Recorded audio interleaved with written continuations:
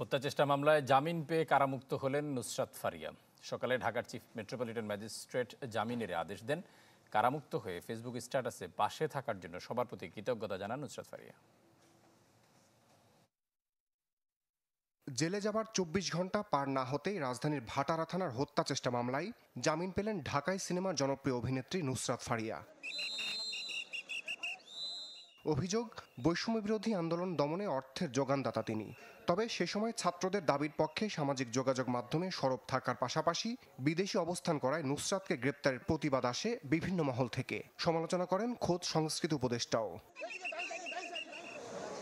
মঙ্গলবার সকালে ঢাকার চিফ মেট্রোপলিটন ম্যাজিস্ট্রেট আদালতে ফের জামিন চান নুসরাতের আইনজীবী।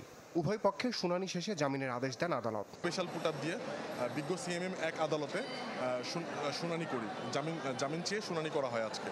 তো বিজ্ঞ আদালত, যেহেতু উনি দেশের বাইরে ছিলেন, আপনারা জানেন জুলাই 9 তারিখ থেকে অগাস্টের 14 তারিখ পর্যন্ত উনি কানাডায় অবস্থান করছিলেন এই মামলার ঘটনার সময়কালের অনুসারে।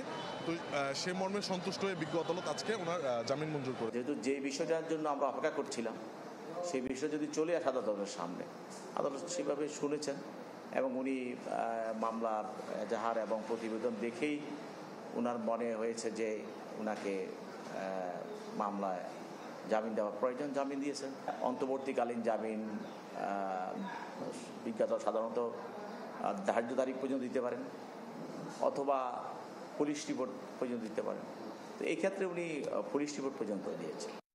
কারামুক্ত হয়ে ফেসবুক স্ট্যাটাসে পাশে থাকার জন্য সবার প্রতি কৃতজ্ঞতা জানান নুসরাত ফারিয়া। আদালতের নিষেধাজ্ঞা না থাকায় তার বিদেশ যাওয়ায় আপাতত কোনো বাধা নেই। রমিজ হুসাইন, চ্যানেল 24, ঢাকা।